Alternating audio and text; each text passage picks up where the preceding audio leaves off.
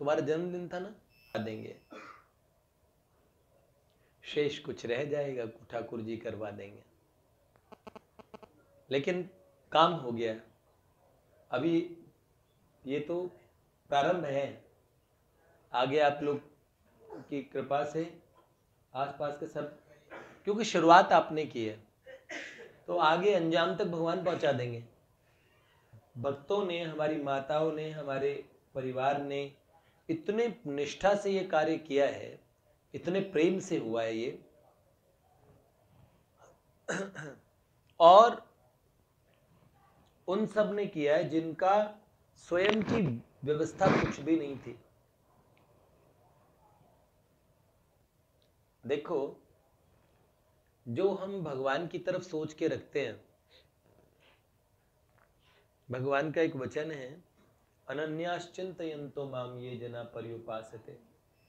कई महात्मा फलाहारी का व्रत ले लेते हैं तो भगवान उनके फलाहार की व्यवस्था कहीं से भी कराते हैं। पूज्यपाद मलुक पीठ वाले महाराज जी को एक रात्रि में बड़ी भूख लगी थी, बता रहे थे, एक संत के साथ थे, मेरी स्मृति में वो प्रसंग नहीं है। वृंदावन की परिक्रमा कर रहे थे, वृंदावन परिक्रमा कर रहे थे, तो एक स्थान पे एक संत के साथ में थे, और उस समय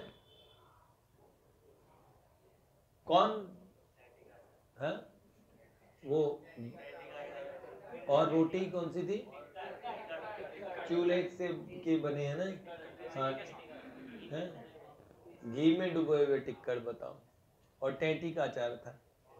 और महाराज जी ने कहा इतनी भूख लगी थी तो इतनी, महाराज जी ने कितनी रोटियां खाई थी बताया था, हाँ, 2 रोटियां, उसमें तृप्त हो गए हैं। भक्तों ने भगवान के भरोसे जब भी वो चले तो भगवान का ये वचन है, योगक्षेमम वहाम्यहम्। तो निश्चित बात ये सही है, श्रीधर स्वामी जी के जीवन प्रसंग से योगक्षेमम ददाम्यहम् कर दिया था उन्होंने, कि भगवान योगक्षेम वहन नहीं करते, देते हैं, दे देते हैं, नहीं वहन करते हैं। उस प्रसंग से पता लगता है भगवान ढोते हैं, वहन करना मतलब ढोना, तो भगवान इसमें गौरव का अनुभव करते हैं। ये सब भगवान ने किया, भक्तों ने संकल्प किया था, और जो शुरुआत की है ना, उनकी स्वयं की क्षमता जिन भक्तों की थी नहीं, उन्होंने इतना सुंदर व्यवस्था की।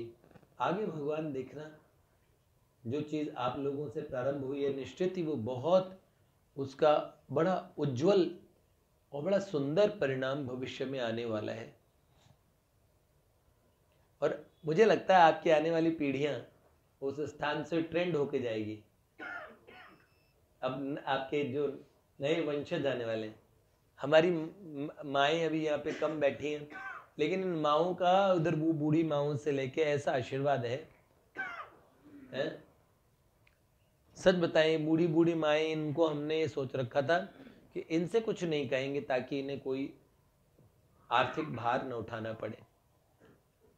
सबको बूढ़ी माओं को हमने अवॉइड किया कि उनसे कुछ ना कहें। कमाल कर दिया बूढ़ी माओं ने। ये बड़ी माँ इन्होंने शुरू किया था, और उसके बाद में श्री रामकृष्ण प्रभु की दादी ने तो सबको ही सरप्राइज दे दिया। इनके पूज्य पिताजी को सरप्राइज बता दिया दादी ने, कैसे हो पिताजी? आपको भी सरप्राइज दे रखा है क्या अभी तक?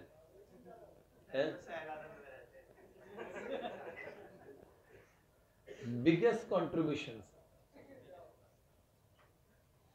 और सच में आपको याद रहेगा जब ये मंदिर का, हम लोगों को तो, मुझे तो याद रहेगा, अब मेरी याददाश्त कम हो रही तो शायद याद ना रहे, तो आप याद दिला देना। अगर हम भूल जाएं तो याद दिलाते रहना, ये सब चीजें ऐसे ऐसे हुई थी। देखो, भगवान भक्त वांछा कल्पतरु कहे जाते हैं। श्रीमद् महाभारत में हम लोगों ने इतने प्रसंग देखे। हनुमान जी शायद चर्चा कर रहे थे पांडवों के ऊपर भगवान की भक्त वत्सलता की, है ऐसी हरि करई दास पर प्रीत, बिरद है तू जो पुनीत परिहरि, पामरन पे प्रीत, ऐसी हरि करई दास पर प्रीत। है? पूरा युद्ध समापन हुआ, दो पक्ष बन गए, करने कराने वाले ठाकुर जी थे, सारा श्रेय भक्तों को दिया। भगवान चाहते हैं भक्तों का सुयश बढ़े। पूरा युद्ध समापन, गदा लगी दिखती, जितने लोग मरे, तो जो बचे हुए सैनिक, जो हस्तिनापुर के सैनिक, बाकी पांडवों की सेना में मारे, जो बचे हुए खाली पहरेदार, वही सेना बची थी और कोई सेना भी नहीं बची।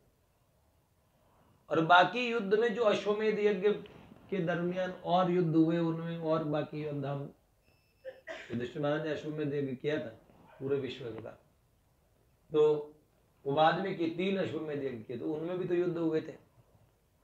तो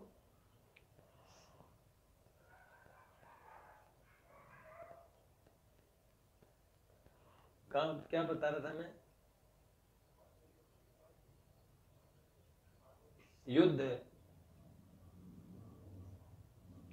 हाँ, तो जो भी युद्ध के अंदर में और दोनों पक्षों में ये बातचीत चल पड़ती, ये किन्होंने किया, गदा से किसी को चोट लगी तो समझे सब भीम ने किया। कुरुक्षेत्र के जो बचे हुए, जो हस्तिनापुर के बचे हुए सैनिक थे, वो आपस में बात करते, विवाद करने लगे, ये भीम ने मारे, किसी को बाण लगा, ये अर्जुन ने मारे, भीम ने ज्यादा मारे कि अर्जुन ने ज्यादा मारे, आपस में ऐसे बातें करने लगे। यद्यपि पांडवों के मन में ऐसा कुछ था नहीं, लेकिन सूक्ष्म में तारीफ सुन सुन के शायद मैंने किया। जैसे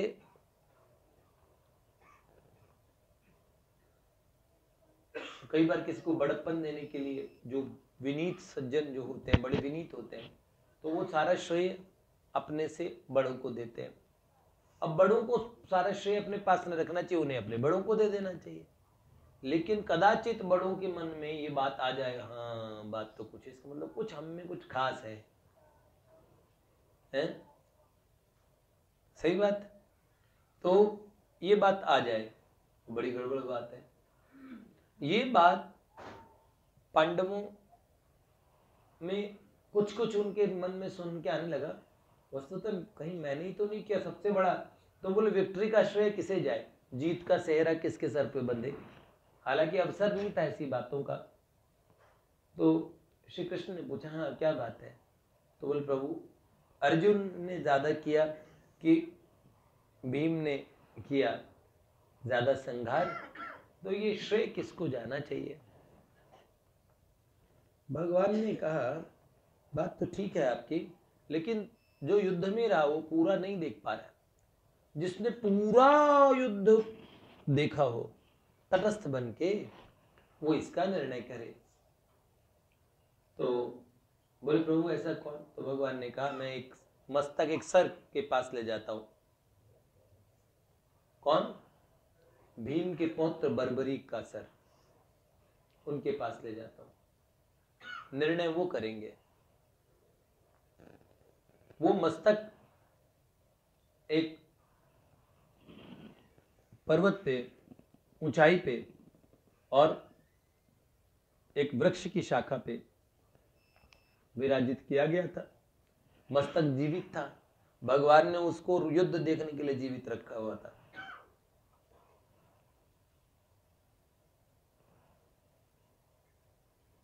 हिडिंबा के पोते है ना, युद्ध में इनकी माता का नाम मोरवी कहा जाता है। बड़ी तिलस्मी विद्याएं आती थी उन्हें, वो बड़े मायावी थे। बहुत युद्ध की कई विद्याएं आती थी। और इन्होंने, जगदम्बा ने 3 बाण दिए थे। उन 3 बाणों से सारी सृष्टि का संहार हो सकता था, पर आदिशक्ति माँ बगलामुखी ने ये देते समय कहा जो कमजोर हो उसकी सहायता करना। उन्होंने बोला अच्छा माँ, वचन देता हूँ, जो कमजोर पड़ेगा उसकी सहायता करूंगा। अब कमजोर के पक्ष में लड़ते तो कौरव तो कमजोर होने ही थे। भगवान ने कहा जो भी कमजोर होगा ये उसकी तरफ चला जाएगा, तो भी गड़बड़ी बात है, युद्ध में एक पक्ष कमजोर ही होता है। तो भगवान ने इनका रास्ते में मस्तक मांग लिया था ब्राह्मण बन के। फिर बोला प्रभु युद्ध देखने की मेरी इच्छा थी इन्होंने, तो भगवान ने इनका मस्तक स्थापित कर दिया था। जिनको आज भी आप, भगवान ने अपने स्वरूप का दान दिया, इसलिए इनको श्याम बाबा कहते ना, खाटू श्याम जी, हारे का सहारा। ये बार बार कहते ना हारे का सहारा। एक जगह सेव्यम माम ऐसा कुछ लिखा होता है, हाँ, मां सेव्यम पराजित ने अपराजित लिखा था शायद, हाँ? ऐसा लिखा होता है, मैंने बहुत जगह देखा। उसमें 3 बाण भी बने होते हैं, है ना। इन्होंने पूरा युद्ध देखने के बाद में निर्णय क्या दिया, इन्होंने कहा अच्छा तो बोले किसने ज्यादा मारा, गदा से ज्यादा मारे कि भीम ने मारे कि अर्जुन ने। तो बोले जो युद्ध हुआ। तो उन्होंने पूछा कौन सा युद्ध है, तो उन्होंने बोला महाभारत का संग्राम जो इतना हुआ है? वो तो बालकों की क्रीड़ा हो रही थी, बच्चों का खेल था, क्या युद्ध था, युद्ध कुछ था नहीं।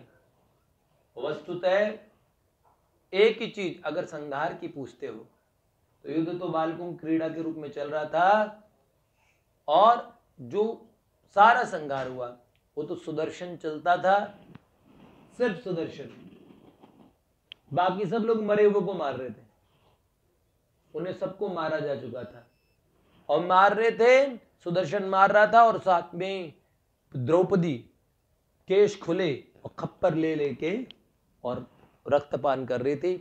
तो उन्होंने कहा वो द्रौपदी नहीं, भगवती महाकाली पराशक्ति है। उस दिन से पांडवों ने पत्नी के समान द्रौपदी के साथ व्यवहार करना बंद कर दिया। बहुत पूर्व में भी हमने ये और बात सुनाई थी, कथा सुनाई थी। तो ये संहार का मूल कारण द्रौपदी नहीं, भगवान की संहारिका शक्ति है द्रौपदी भगवती, तभी उनका इतना आदर है। ये भगवती की स्वरूप पंचकन्या स्मरि नित्यम महापातक नाशनम।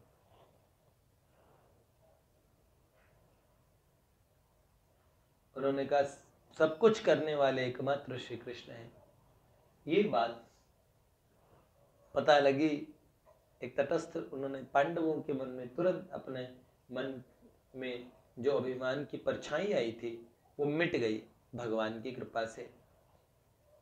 इसके बाद में हस्तिनापुर में पांडव रहे, धृतराष्ट्र को अपने महल में अपने पिता से बढ़ के सम्मान दिया। हालांकि धृतराष्ट्र के दुष्ट बच्चे उनसे कभी पूछते ही नहीं थे, लेकिन पांडवों ने वास्तविक अपने पिता के समान पूछ पूछ के काम किया। हर आज्ञा, हर बात, और वहां सिर्फ धृतराष्ट्र की चलती थी। कितना पश्चाताप हुआ होगा धृतराष्ट्र को कि इनके प्रति मैंने कैसा और दुर्भाव रखा और इनका कैसा स्वभाव रहा। सज्जन हमेशा सज्जनता से नहीं टलते हैं, भलो भलाई पे रही है। और दुर्योधन के महल में युधिष्ठिर महाराज रहते थे, दुशासन के महल में, और अर्जुन महाराज भीमसेन दुर्मुख के महल में, और शेष भाइयों को भी इस प्रकार से जो भव्य महल प्राप्त हुए। श्री कृष्ण पार्थ के महल में रुके। एक दिन सुबह सुबह बड़ी ग्लानि, उचाट मन, धर्मराज को पुराने चेहरे याद आने लगे, आंखों से अश्रुपात होने लगे, और धर्मराज युधिष्ठिर जाते हैं अर्जुन के महल में। अर्जुन के महल में जब पहुंचते हैं तो पूरा महल इतना सुंदर सजाया हुआ था, सोने के दियों में और झलमलाता प्रकाश श्री कृष्ण के कक्ष में। और भगवान जब बैठे थे तो पद्मासन में ध्यानस्थ मुद्रा में हस्तकमल भगवान की गोद में थे, कमल नेत्र अर्ध उन्मीलित थे, उनमें से अश्रुपात हो रहा था। भगवान के दर्शन में सबसे बड़ी समस्या हमेशा ये आती है कि श्री कृष्ण के सर्वांग दर्शन कोई नहीं कर पाता। एक साथ पूरे श्री कृष्ण को देखना मुश्किल काम है। क्या प्रॉब्लम है? जहां अगर जिन्होंने चरण देखा तो वो चरण पे अटक गया, जिन्होंने आंखें देखी वो आंखों पे अटक गया, कान देखे वो कान पे अटक गए। तो ऐसा भगवान का पूरा दर्शन कर पाना बड़ा मुश्किल। लेकिन उस दिन युधिष्ठिर महाराज के चरणों पे दृष्टि अटकी हुई थी। जैसे ही काफी देर तक रुके रहे, जैसे उन्होंने नेत्रों को देखा, नेत्रों से झरझर अश्रुपात हो रहा है, पूरा निखिल सौंदर्य सार सर्वस्व भगवान, उनको देखा और युधिष्ठिर के मन में एक जिज्ञासा आई कि सर्वेश्वर सर्वेश्वरेश्वर, ये परब्रह्म, ये जनार्दन, ये भगवान भक्तवत्सल, ये किनका ध्यान कर रहे हैं? सब इनका ध्यान करते हैं, है ना? तो ये जिज्ञासा आई। आगे हम कल सुनेंगे, ठीक है?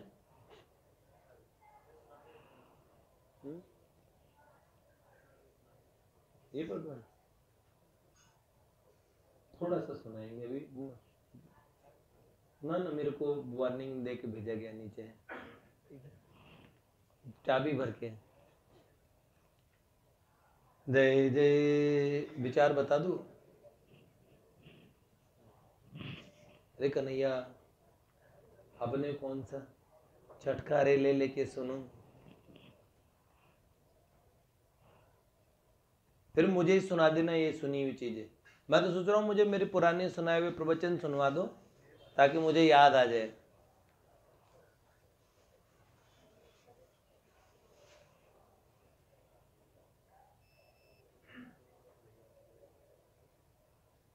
उन्नीस दिसंबर है ना।